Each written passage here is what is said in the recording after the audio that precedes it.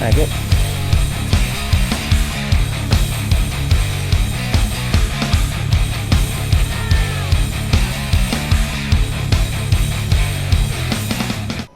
Hello my beautiful people, and welcome back to a brand new Salty Messages video on Dead by Daylight. Now today's episode is a little interesting. We're going to only be focusing on one individual, and as you can tell it's going to be the Adam. But before we get there, I just want to show off all these positive messages that I've gotten throughout out of the matches I've done as Killer or Survivor.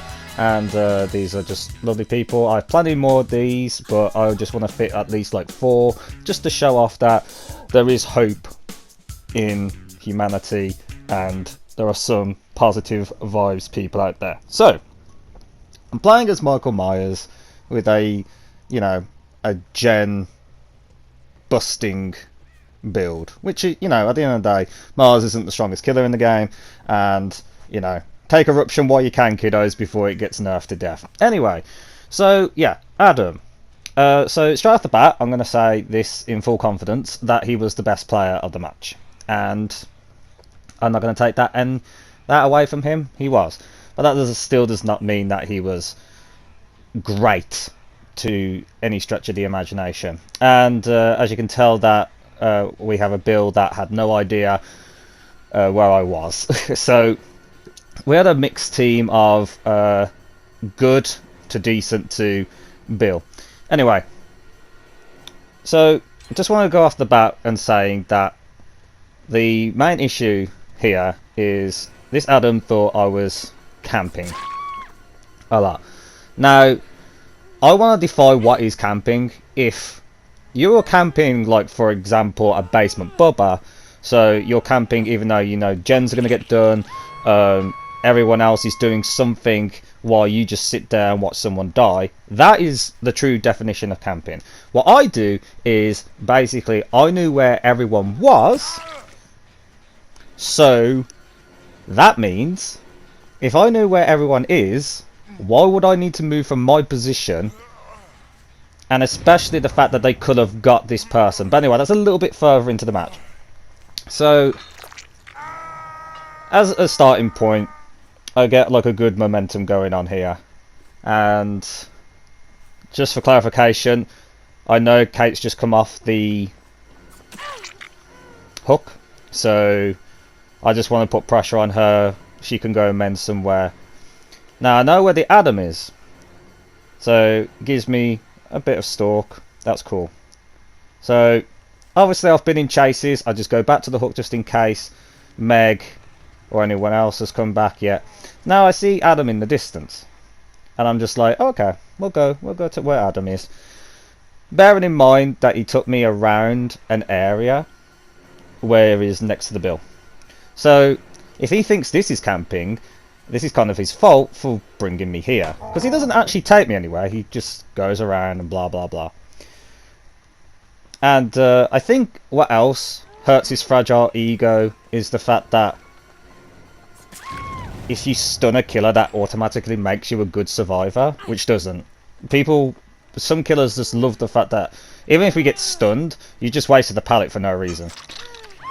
That was a mistake on my part. I thought that Kate was a Meg, so yeah, that's why I popped my tier 3, just for clarification. I thought that was the Meg.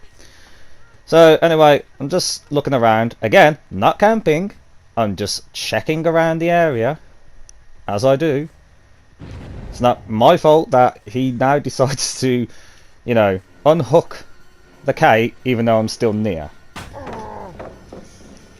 Because Adam does stun me a lot with these pallets, but my build is literally smashing gens. So I'm just going to get all these pallets out of the way. Can we also talk about the fact that he doesn't loot me around these pallets constantly, you know, like a good survivor should. No, he just goes around once, then slaps the pallet on me, which, you know, that does not make you a great survivor, mate. Just a little heads up. So anyway, obviously I see the Meg, and I go for the Bill here because obviously he's all stalked up. misses his I miss and he misses his cracker. I don't know what happened there. I think that was just unfortunate. This build was on console, so it might have been that. And the Meg was way too early with the pallet. I'm assuming it was the Meg anyway. So she was too early. And here's another instance, right? So I walk away from the bill, and I go and smash this pallet, and I go and smash this gen for eruption, Call of Brine value. And as you'll see here, this Meg could have got the bill in time. But instead, she thought to herself, nah, I'm going to be selfish. I haven't been hooked yet. I'm not even going to risk the fact to get traded here. No, I'm just going to instead loot the killer near the bill, like a good survivor would. And yeah, so she, you know, doesn't take me anywhere. And this bill's nearly dead. So why should I move? Do it. And I know the Adam's there. Do it. And he has time. He has time to emote. He feeds me just to be like, oh, chase me, chase me. Why would I chase you if the bill's literally nearly dead? Why did I do that? I do feel sorry for the bill. But unfortunately, sometimes that's what happens when you're a weakling. Now, the Meg here, I'm not going to lie, this makes me laugh. Thanks to the new night perk, I literally just like, haha, gotcha, bitch.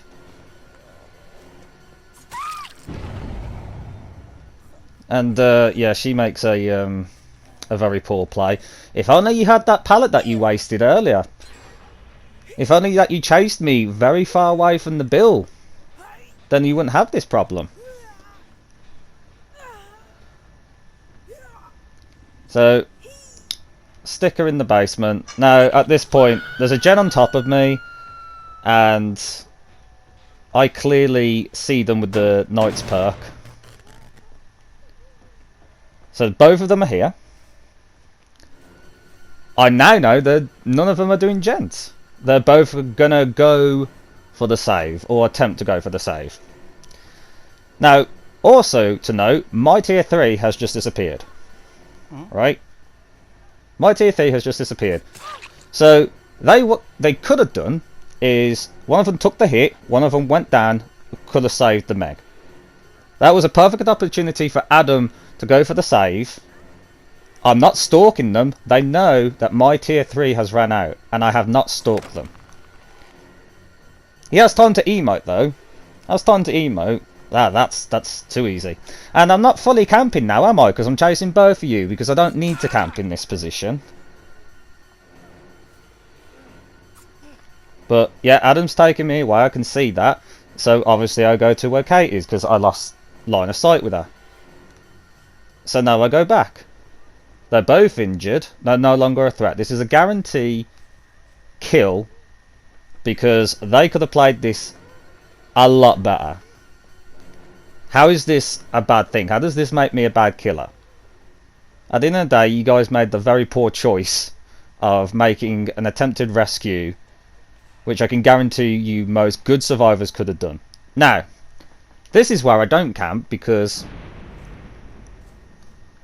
I know for a fact that wasn't Kate doing the boom, because I just saw her escape, so it could only mean Adam. So, logic conclusion, I go away now. They could have done this way earlier. They could have resetted, started again, but instead they decided to not do that. And the best part is, these guys were a duo. This Adam and Kate were a duo. And it's even more hilarious to me that they had comms, most likely, and still couldn't communicate better.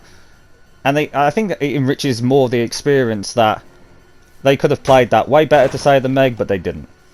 Especially the fact that they knew my tier 3 just ran out. So, Adam takes me around a few tiles and whatnot, and he plays it very decently. Again, I give credit where credit is due. Just because this man has a massive ego does not mean I'm gonna say he's shit for the sake, just for the sake of it. But he does play poorly here because he kept on healing because he thought he was that cocky, he was that confident that he was going to outdo me in this chase that he kept on healing every so often, and that was his downfall. He made such a blunder of a mistake like that. So I think his ego got literally shattered as soon as that happened. And the reason that I hit him, and there's two reasons. One, Adams have deliverance, and I assume this guy might have deliverance, so I'm just going to keep smacking him just to like get it out your system. Come on, get it out your system. Come on, one more time. There's a good lad. Alright, thank you very much. See, I even nod. Bless. And the second reason is because I'm going to give Kate the hatch. Because I'm not going to lie, despite that I thought I played genuinely okay and fairly, the fact that I did have to like stay in the killer shack for a period of time wasn't all that fun. So I hit him again to tell him to, you know, kill himself because, you know, I'm going to give his friend the hatch. And obviously after I finished this game, I realised they're in a duo because they have exactly the same perks, and they were going for head-on stuns, I believe. But anyway, that is it. So you guys can get to enjoy the messages now from Mr. Ego Adam himself. But if you did enjoy this video, don't forget to smash that like button, subscribe if you're new, comment down below what you think as well about this match, and don't forget to share it out. There will be more salty messages in the future. But until then, my lovelies, I'll see you in the next one. Toodle!